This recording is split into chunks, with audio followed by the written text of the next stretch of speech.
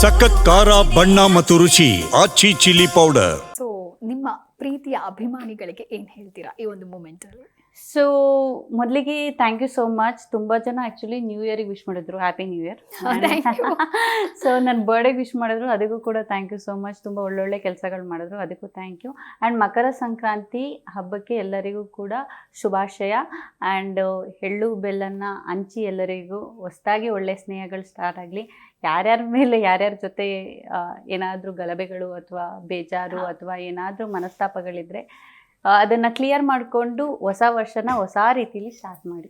ನನಗಂದ್ರೆ ಎಲ್ಲರೂ ಖುಷಿಯಾಗಿರಬೇಕು, ಚೆನ್ನಾಗಿರಬೇಕು. ಓಕೆ, ನಿಮ್ಮ ಅಪ್ಕಮಿಂಗ್ ಪ್ರಾಜೆಕ್ಟ್ಗಳ ಬಗ್ಗೆ ಹೇಳೋದಾದ್ರೆ?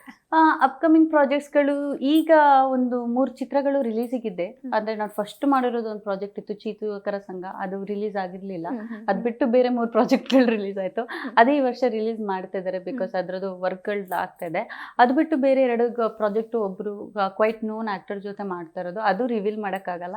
ಅದು ಶೂಟಿಂಗ್ ಕಂಪ್ಲೀಟ್ ಆಗಿದೆ, ಅದು ಎಡಿಟಿಂಗ್ ಪ್ರೊಸೆಸ್ಸಲ್ಲಿದೆ. ಇನ್ನೊಂದು ಪ್ರಾಜೆಕ್ಟ್ ಕೂಡ ಎಡಿಟಿಂಗ್ ಪ್ರೊಸೆಸ್ಸಲ್ಲಿದೆ. ಓಕೆ, ಒಂದು ಕಡೆ ನಿಮಗೆ ಬಿಸ್ನೆಸ್ಸು, ಇನ್ನೊಂದು ಕಡೆ ಈ ಫಿಲ್ಮ್ ಇಂಡಸ್ಟ್ರಿ, ಮೂವೀಸ್, ಮಾಡ್ಲಿಂಗ್, ಆ ರೀತಿ ಹೇಗೆ ನಿಮ್ಮ ಬ್ಯಾಲೆನ್ಸ್ ಮಾಡೋದು ಹೇಗೆ ಅಂತೇಳಿ ಕಷ್ಟ ಆಗಲ್ವಾ? ಯೂಶಲಿ ನಿಮ್ಮ ಬರ್ಡೇ ಸೆಲೆಬ್ರೇಷನ್ ನೀವು ಏನು ಮಕ್ಕಳ ಜೊತೆಗೆ ಆಚರಣೆ ಮಾಡ್ತೀರಾ ಹೇಗೆ ಅಂತ ಹೇಳಿ, ಮಕ್ಕಳುಗಳ ಜೊತೆಗೆ ಟೈಮ್ ಸ್ಪೆಂಡ್ ಮಾಡಬೇಕು ಅನ್ನೋದಿದೆಯಾ ವಿಶ್ ಹೇಗೆ? ನಾನು ಆಲ್ರೆಡಿ ಮಾಡಿದೆ.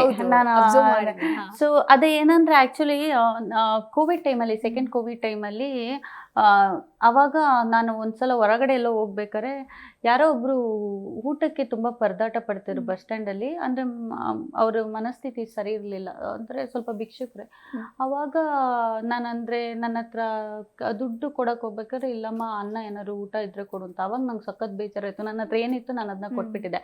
ಆ ಟೈಮಲ್ಲಿ ನಾನು ಏನು ಮಾಡಿದೆ, ಪೂರ್ತಿ ಕೋವಿಡ್ ಟೈಮಲ್ಲಿ ಒಂದು 3 months ಫುಡ್ ಡಿಸ್ಟ್ರಿಬ್ಯೂಷನ್ ಮಾಡಿದೆ. ಅಂತ ಹೇಳಿದ್ರೆ ನಾನು ಕೊಡ್ಬೇಕಾದ್ರೆ ನನಗೇನೋ ತುಂಬ ಖುಷಿ ಆಗ್ತಾಯಿತ್ತು. ಅಂದರೆ ಒಂಥರ ಅದು ಹೆಂಗೆ ಅನ್ನಿಸ್ತು ಅಂತ ಹೇಳಿದ್ರೆ, ಓಕೆ ಆ್ಯಸ್ ಅ ಗರ್ಲ್ ಆಗಿ ನಮಗೂ ತುಂಬ ಪ್ರಾಬ್ಲಮ್ಸ್ಗಳು ಬರುತ್ತೆ. ಓಕೆ, ಆ್ಯಂಡ್ ಬೆಂಗಳೂರಲ್ಲಿರೋದು ನಮ್ಮ ಪ್ರಾಬ್ಲಮ್ಸ್ಗಳು ನಮಗೆ ಗೊತ್ತಿಲ್ಲ ಅಂತ ಹೇಳಿದ್ರು ಬಂದ್ಬಿಡುತ್ತೆ. ಯಾವಾಗಲೂ ನಾನು ಸೇವ್ ಆಗ್ತೀನಿ ಅಂತ ಹೇಳಿದ್ರೆ ನನ್ನ ಬಿಲೀಫ್ ಹೇಗಂತ ಹೇಳಿದ್ರೆ, ಓಕೆ ನಾನೇನೋ ಒಳ್ಳೇದು ಮಾಡಿದ್ದೀನಿ, ಅದಕ್ಕೋಸ್ಕರ ನಾನು ಸೇವ್ ಆಗ್ತೀನಿ ಅಂತ, ಆ ಥರ ಬಿಲೀಫ್ ನಂದು. ಸೊ ನನಗೆ ಮಕ್ಕಳು ಯಾಕೆ ಇಷ್ಟ ಅಂತ ಹೇಳಿದ್ರೆ, ಅವ್ರ ಹತ್ರ ಇನ್ನೋಸೆನ್ಸ್ ಇದೆ. ಓಕೆ, ಅಲ್ಲಿ ಅವ್ರಿಗೆ ಯಾರು ಏನು ಹೇಳ್ಕೊಡೋದಿಲ್ಲ. ಆ್ಯಂಡ್ ಅವ್ರಿಗೇನು ಗೊತ್ತಾ, ನೀವೊಂದು ಚಿಕ್ಕ ಚಾಕ್ಲೇಟ್ ಕೊಟ್ಟರು ಖುಷಿ ಆಗುತ್ತೆ, ನೀವೊಂದು ಬುಕ್ ಕೊಟ್ರು ಖುಷಿ ಆಗುತ್ತೆ, ನಿಮ್ಮ ಜೊತೆ ಇರುವಾಗಲೂ ಖುಷಿಯಾಗಿರ್ತಾರೆ. ಮತ್ತು ನನಗೆ ಪಪ್ಪನ ಕಳ್ಕೊಂಡ್ಮೇಲೆ ಫ್ಯಾಮಿಲಿಲಿ ತಂದೆ ತಾಯಿ ಅನ್ನೋದು ಎಷ್ಟು ಇಂಪಾರ್ಟೆಂಟು ಅನ್ನೋದು ನನಗೆ ತುಂಬ ಚೆನ್ನಾಗಿ ಗೊತ್ತಾಯಿತು. ಸೊ ಅನಾಥಾಶ್ರಮದಲ್ಲಿ ಅದೇ ತಾನೇ ಅಲ್ವಾ, ಅವ್ರಿಗೆ ಅಪ್ಪನೂ ಇರಲ್ಲ, ಅಮ್ಮ ಇರಲ್ಲ, ಅವ್ರ ಬರ್ಡೇಗೊಂದು ಯಾರೂ ಸೆಲೆಬ್ರೇಟ್ ಮಾಡೋದಿಲ್ಲ, ಅವ್ರನ್ನ ಯಾರೂ ನೋಡ್ಕೊಳ್ಳೋರು ಇರೋದಿಲ್ಲ.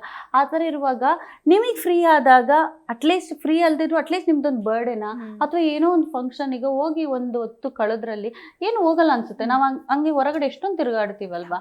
ಆಮೇಲೆ ನೀವು ಹೊರಗಡೆ ಹೋದಾಗ ಎಷ್ಟೊಂದು ಖರ್ಚು ಮಾಡುವಾಗ ಅದರಲ್ಲೇ ಒಂದು ಸ್ವಲ್ಪ ದುಡ್ಡನ್ನು ಉಳಿಸಿ ಕೊಡೋದ್ರಿಂದ ನಿಮ್ಗೆ ಅಟ್ಲೀಸ್ಟ್ ಮನಸ್ಸಿಗೆ ತೃಪ್ತಿ ಆದರೂ ಆಗುತ್ತೆ. ನನಗೆ ತುಂಬ ಸ್ಯಾಟಿಸ್ಫ್ಯಾಕ್ಷನ್ ಫೀಲ್ ಇದೆ. ಅಂದರೆ ನಾನು ಏನು ಮಾಡಿದ್ದೀನಿ, ಬಿಗಿನಿಂಗಿಂದ ಈಗಲೂ ತನಕ ಕಂಟಿನ್ಯೂಸ್ಲಿ ಮಾಡೋದ್ರಲ್ಲಿ ಒಳ್ಳೆ ಸ್ಯಾಟಿಸ್ಫ್ಯಾಕ್ಷನ್ ಇದೆ. ಅದನ್ನ ನನಗೆ ಈ ವರ್ಷವೂ ಅದೇ ಥರ ಮುಂದುವರಿಸ್ಕೊಂಡು ಹೋಗ್ಬೇಕು ಅಂತ ಹೇಳ್ಬಿಟ್ಟು, ಮಕ್ಕಳ ಜೊತೆ ಆಟ ಆಡೋದು ಇಷ್ಟ. ಅಂದರೆ ಬಿಗಿನಿಂಗ್ ಎಲ್ಲ ಹಂಗೆ ಇರಲಿಲ್ಲ, ನಾನು ಮಕ್ಕಳಂದ್ರೆ ದೂರ ಹೋಗ್ಬಿಡ್ತಾ ಇದ್ದೆ. ನನಗೆ ಒಂದು ಇನ್ಸಿಡೆಂಟಿಂದ ನನಗೆ ಮಕ್ಕಳಂದ್ರೆ ತುಂಬ ಪ್ರೀತಿ. ಈಗ ಅಂದರೆ ಚಿಕ್ಕವಳು ಎಲ್ಲ ಆಗಿದ್ಮೇಲೆ ಒಂದು ಇನ್ಸಿಡೆಂಟು, ನಾನಂದರೆ ನಮ್ಮ ಆಂಟಿ ಮಗು ಎಕ್ಸ್ಪೈರ್ಡ್ ಆಗಿದ್ದು ನೋಡಿ, ಚಿಕ್ಕ ಮಗು ನೆಕ್ಸ್ಟ್ ಡೇನೇ ತೀರೋಗ್ಬಿಡ್ತು. ಸೆಕೆಂಡ್ನೇ ಮಗು ಎಗೇನ್ ಸರ್ಜರಿಗೆ ಹೋಗ್ತಾ ಇತ್ತು.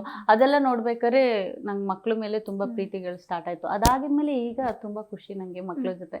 ಮಕ್ಕಳು, ನಾಯಿ ಮರಿ ಎಲ್ಲ ಪ್ರೀತಿ ಜಾಸ್ತಿ. ಆಮೇಲೆ ದೊಡ್ಡವ್ರ ಹತ್ರ ಹೋಗ್ಬೇಕಾದ್ರೆ ತುಂಬ ಅಳು ಬಂದ್ಬಿಡುತ್ತೆ. ಅಂದರೆ ವೃದ್ಧಾಶ್ರಮಕ್ಕೆಲ್ಲ ಹೋದಾಗ, ಅದು ಕೂಡ ಹೋಗಿದ್ದೀನಿ ನಾನು, ಬಟ್ ಅದು ಸಖತ್ ಪೇನ್ಫುಲ್ಲು. ನಾನು ಎಲ್ಲರಿಗೂ ಕೇಳ್ಕೊಳ್ಳೋದಿಷ್ಟೇ, ಮೇ ಬಿ ಯಾರು ನೋಡ್ತಾ ಇರ್ತಾರೆ ಅವರಿಗೆಲ್ಲ, ತಂದೆ ತಾಯಿ ನಮಗೆ ತುಂಬಾ ಕಷ್ಟಪಟ್ಬಿಟ್ಟು ಏನೋ ಮಾಡಿರ್ತಾರೆ, ಅವ್ರನ್ನ ವೃದ್ಧಾಶ್ರಮಕ್ಕೆ ಕಳಿಸ್ಬಾರ್ದು, ಅದು ಮಾಡ್ಬಾರ್ದು. ಅಟ್ಲೀಸ್ಟ್ ಈ ಹೊಸ ವರ್ಷ ಯಾರಾದ್ರೂ ನೋಡ್ತಾ ಇದ್ರೆ, ಯಾರಾದ್ರೂ ನಿಮ್ಮ ತಂದೆ ತಾಯಿನ ನೋಡ್ಕೊಳ್ತಿದ್ರೆ, ಅಥವಾ ವರ್ಷಕ್ಕೆ ಒಂದೇ ಸಲ ಹೋಗಿ ಎಷ್ಟೇ ಕೆಲಸ ಇದ್ರೆ ವರ್ಷಕ್ಕೆ ಒಂದೇ ಸಲ ಹೋಗಿ ತಂದೆ ತಾಯಿನ ಮೀಟ್ ಮಾಡ್ತಾರಲ್ಲ, ಪ್ಲೀಸ್ ಮಾಡಬೇಡಿ, ಅವ್ರ ಜೊತೆ ಟೈಮ್ ಕೊಡಿ, ಅವ್ರಿಗೆ ಇರೋದೇ ಸ್ವಲ್ಪ ಟೈಮ್. ಸೊ ಅಟ್ಲೀಸ್ಟ್ ಅದಾದ್ರೂ ಒಂದು ಸಂದೇಶ ಸಿಗಲಿ.